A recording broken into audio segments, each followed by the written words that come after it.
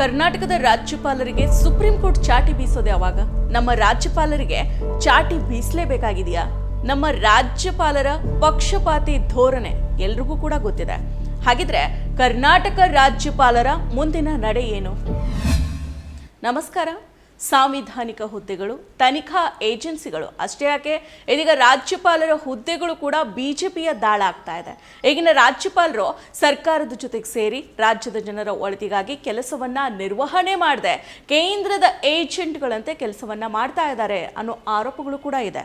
ಸದ್ಯ ತಮಿಳುನಾಡು ರಾಜ್ಯಪಾಲ RN ರವಿ ನಡೆ ಅಸಂವಿಧಾನಿಕ ಅಂತ ಸುಪ್ರೀಂ ಕೋರ್ಟ್ ಚಾಟಿಯನ್ನ ಬೀಸಿ ಮಹತ್ವದ ತೀರ್ಪನ್ನ ನೀಡಿದೆ. ರಾಜ್ಯಪಾಲರ ಜೊತೆಗೆ ತಿಕ್ಕಾಟದಲ್ಲಿ ತೊಡಗಿದ್ದ ತಮಿಳುನಾಡು ಸರ್ಕಾರಕ್ಕೆ ಇದೀಗ ಗೆಲುವು ಸಿಕ್ಕಿದೆ. ಹೌದು, ಸದಾ ವಿವಾದದ ಕೇಂದ್ರ ಬಿಂದು ಆಗಿರೋ ತಮಿಳುನಾಡು ರಾಜ್ಯಪಾಲ ರವಿ ಅವರು ತಮಿಳುನಾಡಿನ ರಾಜ್ಯಪಾಲರಾಗಿ ಅವರು ಅಧಿಕಾರವನ್ನ ವಹಿಸಿಕೊಂಡಾಗಿಂದಾನೂ ಕೂಡ ಅಲ್ಲಿನ ಸರ್ಕಾರದ ಜೊತೆಗೆ ಒಳ್ಳೆಯ ಸಂಬಂಧವನ್ನ ಹೊಂದಿಲ್ಲ.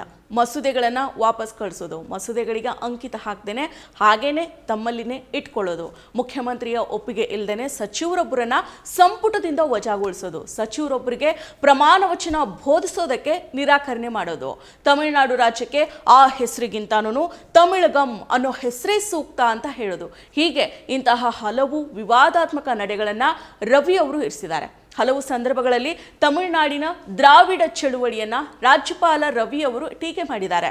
ತಮಿಳುನಾಡು ಸರ್ಕಾರ ಕಳಿಸಿದ ಮಸೂದೆಗಳಿಗೆ ಅಂಕಿತ ಹಾಕ್ದೇನೆ ಹಾಗೇನೆ ತಮ್ಮಲ್ಲಿ ಇಟ್ಕೊಂಡಿದ್ದಾರೆ.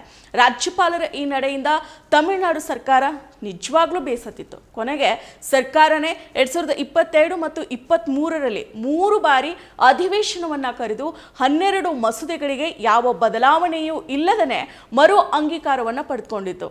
ಇನ್ನು 12 ಮಸೂದೆಗಳಿಗೆ ಅಂಕಿತ ಹಾಕದೆ ಮಸೂದೆಗಳಿಗೆ ಸಂಬಂಧಿಸಿದಂತೆ ನಿರ್ಧಾರವನ್ನ ತೆಗೆದುಕೊಳ್ಳೋ ಪ್ರಕ್ರಿಯೆಯಲ್ಲಿ ಅನಗತ್ಯ ವಿಳಂಬ ಧೋರಣೆಯನ್ನ ತೋರ್ತಾ ಇದ್ರು. ಮಸೂದೆಗಳಿಗೆ ಅಂಕಿತವನ್ನ ಹಾಕದೇನೆ ರಾಷ್ಟ್ರಪತಿಯವರ ಪರಿಶೀಲನೆಗೆ ಕಳಿಸಿದ್ರು.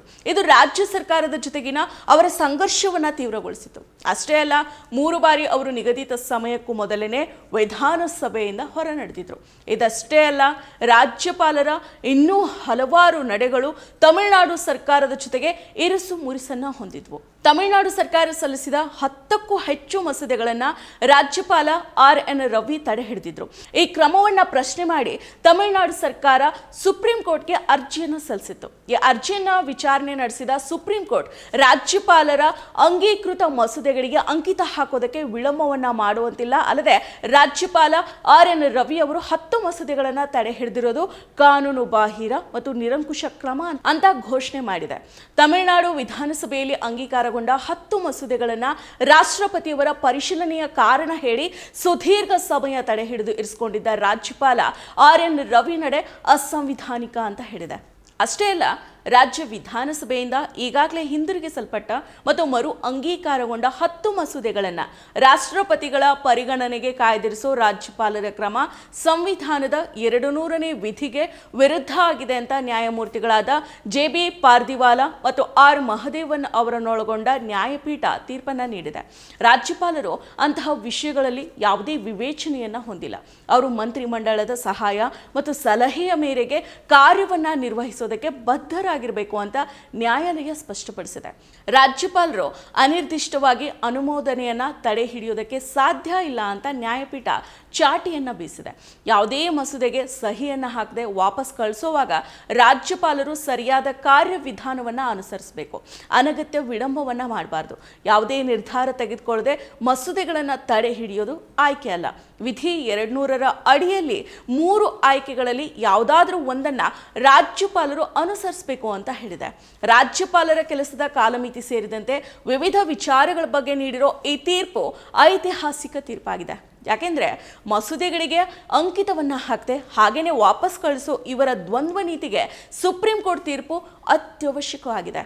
ಹೌದು, ಸುಪ್ರೀಂ ಕೋರ್ಟ್ ನೀಡಿರೋ ಈ ತೀರ್ಪು ಕೇವಲ ತಮಿಳುನಾಡು ಸರ್ಕಾರಕ್ಕೆ ಸಿಕ್ಕಿದ ಗೆಲುವಲ್ಲ, ಬದಲಾಗಿ ಇದು ಎಲ್ಲ ರಾಜ್ಯ ಸರ್ಕಾರಗಳ ಗೆಲುವಾಗುತ್ತೆ. ಸದಾ ವಿವಾದದ ಕೇಂದ್ರ ಬಿಂದುವಾಗಿರೋ ತಮಿಳುನಾಡು ರಾಜ್ಯಪಾಲ ರವಿಗೆ ಸುಪ್ರೀಂ ಕೋರ್ಟ್ ಚಾಟಿನ ಬೀಸಿದೆ. ಅದರಂತೆಯೇ ಕರ್ನಾಟಕದ ರಾಜ್ಯಪಾಲರಾಗಿರೋ ಥಾವರ್ ಚಂದ್ ಗೆಹ್ಲೋಟ್ ಅವರಿಗೂ ಕೂಡ ಸುಪ್ರೀಂ ಕೋರ್ಟ್ ಚಾಟಿ ಬೀಸಲೇಬೇಕಿದೆ ಅಂತ ನೆಟ್ಟಿಗರು ಹೇಳ್ತಾ ಇದ್ದಾರೆ.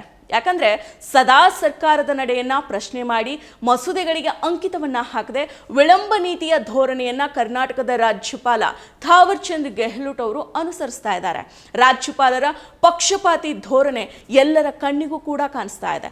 ಮೂಡಾ ವಿಚಾರದಲ್ಲಿ ಸಿಎಂ ವಿರುದ್ಧ ತನಿಖೆಗೆ ಕ್ಷಣ ಮಾತ್ರದಲ್ಲಿನೇ ಅನುಮತಿಯನ್ನ ನೀಡೋ ನಮ್ಮ ರಾಜ್ಯಪಾಲರು 2006ರಲ್ಲಿ ಮುಖ್ಯಮಂತ್ರಿ ಆಗಿದ್ದಾಗ HD ಕುಮಾರಸ್ವಾಮಿ ಅವರು ಅಕ್ರಮ ಗಣಿಗಾರಿಕೆಗೆ ಅನುವು ಮಾಡಿದ ಆರೋಪದ ಮೇರೆಗೆ ಅವ್ರ ಮೇಲೆ ಕಾನೂನು ಕ್ರಮಕ್ಕೆ ಅನುಮತಿಯನ್ನ ನೀಡಬೇಕು ಅಂತ ಕರ್ನಾಟಕ ಲೋಕಾಯುಕ್ತ 2023ರ ನವೆಂಬರ್ ತಿಂಗಳಲ್ಲಿ ರಾಜ್ಯಪಾಲರ ಅನುಮತಿ ನೀಡಬೇಕು ಅಂತ ಕೇಳಿದ್ರು. ಆದರೂ ಕೂಡ ಇನ್ನೂ ತನಿಖೆಗೆ ಅನುಮತಿ ನೀಡಿಲ್ಲ. ಬದಲಾಗಿ ದಿನಕ್ಕೊಂದು ಕಾರಣಗಳನ್ನ ನೀಡಿ ತನಿಖೆಯನ್ನ ನೀಡದೆ ಮುಂದೂಡ್ತಾ ಇದ್ದಾರೆ.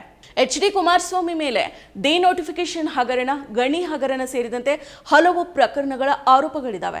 ಸೆಕ್ಷನ್ 420 ಅಡಿಯಲ್ಲೂ ಕೂಡ ಅವ್ರ ವಿರುದ್ಧ ದೂರು ದಾಖಲಾಗಿದೆ. ಒಂದೇ ದಿನದಲ್ಲಿ ಸಿಎಂಗೆ ನೋಟಿಸ್ ಅನ್ನ ನೀಡಿದ ರಾಜ್ಯಪಾಲ ಥಾವರ್ ಚಂದ್ ಗೆಹ್ಲೋಟ್ ಅವರು ಕೇಂದ್ರ ಸಚಿವ HD ಕುಮಾರಸ್ವಾಮಿ ವಿರುದ್ಧ ಕರ್ನಾಟಕ ಲೋಕಾಯುಕ್ತ ಸಲ್ಲಿಸಿರೋ ಕಡತಕ್ಕೆ ಸಂಬಂಧಿಸಿದಂತೆ ಕಳೆದ 1.5 ವರ್ಷದಿಂದ ಕಡತವನ್ನ ತಮ್ಮ ಬಳಿನೇ ಇಟ್ಕೊಂಡಿದ್ದಾರೆ. ತನಿಖೆಗೆ ಆದೇಶವನ್ನ ನೀಡದೆ ದಿನಕ್ಕೊಂದು ಕಾರಣಗಳನ್ನ ನೀಡಿ ತನಿಖೆಗೆ ಆದೇಶವನ್ನ ನೀಡದೆ ಮುಂದೆ ಹಾಕ್ತಾ ಇದ್ದಾರೆ. HD ಕುಮಾರಸ್ವಾಮಿ ಅವರ ಮೇಲೆ ಅನಧಿಕೃತ ಗಣಿಗಾರಿಕೆ ಪರವಾನಗಿ ನೀಡಿರೋ ವಿರುದ್ಧ ತನಿಖೆಯನ್ನು ನಡೆಸೋದಕ್ಕೆ ಲೋಕಾಯುಕ್ತ ಅನುಮತಿ ಕೋರಿದ್ರೂ ಯಾವುದೇ ಕ್ರಮ ಆಗಿಲ್ಲ. ಕುಮಾರಸ್ವಾಮಿ ಅಷ್ಟೇ ಅಲ್ಲ, ಮುರುಗೇಶ್ ನಿರಾಣಿ, ಶಶಿಕಲಾ ಜೊಲ್ಲೆ, ಜನಾರ್ದನ್ ರೆಡ್ಡಿ ಅವರ ವಿರುದ್ಧವೂ ಕೂಡ ದೂರನ್ನ ನೀಡಲಾಗಿದೆ. ಆದರೂ ಕೂಡ ಇದುವರೆಗೂ ಯಾವುದೇ ಕ್ರಮ ಆಗಿಲ್ಲ. ರಾಜ್ಯಪಾಲರು ಪ್ರಾಸಿಕ್ಯೂಷನ್ಗೆ ಅನುಮತಿಯನ್ನು ಸಹ ನೀಡ್ತಾನೂ ಇಲ್ಲ. BS ಯಡಿಯೂರಪ್ಪ ವಿರುದ್ಧ ಅಕ್ರಮ ಆರೋಪಗಳು ಇದ್ದಾವೆ. ಆದರೂ ರಾಜ್ಯಪಾಲರು ಅನುಮತಿಯನ್ನು ನೀಡದೆ ತಮ್ಮದೇ ವಿಳಂಬ ಧೋರಣೆಯನ್ನು ಅನುಸರಿಸ್ತಾ ಇದ್ದಾರೆ. ಬೃಹತ್ ಬೆಂಗಳೂರು ಮಹಾನಗರ ಪಾಲಿಕೆಯನ್ನು ವಿಭಜನೆ ಮಾಡಿ ಬೆಂಗಳೂರು ನಗರ ವಿಸ್ತೀರ್ಣವನ್ನು ಹೆಚ್ಚಿಸೋ ಗ್ರೇಟರ್ ಬೆಂಗಳೂರು ಆಡಳಿತ ವಿಧೇಯಕ ಸೇರಿದಂತೆ 6 ವಿಧೇಯಕಗಳ ಬಗ್ಗೆ ಹೆಚ್ಚಿನ ವಿವರಣೆ ಕೋರಿ ರಾಜ್ಯಪಾಲ ಥಾವರ್ ಚಂದ್ ಗೆಹ್ಲೋಟ್ ರಾಜ್ಯ ಸರ್ಕಾರಕ್ಕೆ ವಾಪಸ್ ಕಳಿಸಿದ್ದಾರೆ. ಬೃಹತ್ ಬೆಂಗಳೂರು ಮಹಾನಗರ ಪಾಲಿಕೆಯನ್ನು ವಿಭಜನೆ ಮಾಡಿ ಬೆಂಗಳೂರು ನಗರ ವಿಸ್ತೀರ್ಣವನ್ನು ಹೆಚ್ಚಿಸೋ ಗ್ರೇಟರ್ ಬೆಂಗಳೂರು ಆಡಳಿತ ವಿಧೇಯಕ ಸೇರಿದಂತೆ 6 ವಿಧೇಯಕಗಳ ಬಗ್ಗೆ ಹೆಚ್ಚಿನ ವಿವರಣೆಯನ್ನ ಕೋರಿ ರಾಜ್ಯಪಾಲ ಥಾವರ್ ಚಂದ್ ಗೆಹ್ಲೋಟ್ ಅವರು ರಾಜ್ಯ ಸರ್ಕಾರಕ್ಕೆ ವಾಪಸ್ ಕಳಿಸಿದ್ದಾರೆ. ಹೀಗೆ ರಾಜ್ಯ ಸರ್ಕಾರದ ವಿರುದ್ಧ ಇರೋ ರಾಜ್ಯಪಾಲರು ತಮ್ಮ ಪಕ್ಷಪಾತಿ ಧೋರಣೆಯನ್ನ ತೋರ್ತಾ ಇದ್ದಾರೆ. ಸಿಎಂ ವಿರುದ್ಧ ಕ್ಷಣ ಮಾತ್ರದಲ್ಲಿನೇ ಪ್ರಾಸಿಕ್ಯೂಷನ್ಗೆ ಅನುಮತಿಯನ್ನ ನೀಡೋ ರಾಜ್ಯಪಾಲರು ಉಳಿದವರ ವಿಚಾರದಲ್ಲಿ ಸೈಲೆಂಟ್ ಆಗಿದ್ದಾರೆ. ಯಾಕೆ?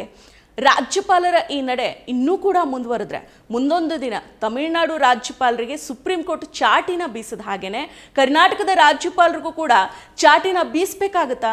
ಈ ಬಗ್ಗೆ ನಾವು ಕಾದು ನೋಡಲೇಬೇಕಿದೆ. ನಮಸ್ಕಾರ. ಮತ್ತಷ್ಟು ವಿಶೇಷ ವಿಡಿಯೋಗಳನ್ನು ನೋಡಲು ಮತ್ತು ಹೊಸ ವಿಡಿಯೋಗಳ ಬಗ್ಗೆ ತಿಳಿಯಲು ಈ ದಿನ .com ಯೂಟ್ಯೂಬ್ ಚಾನೆಲ್ ಸಬ್ಸ್ಕ್ರೈಬ್ ಮಾಡಿ ಮತ್ತು ಬೆಲ್ ಐಕಾನ್ ಕ್ಲಿಕ್ ಮಾಡಿ.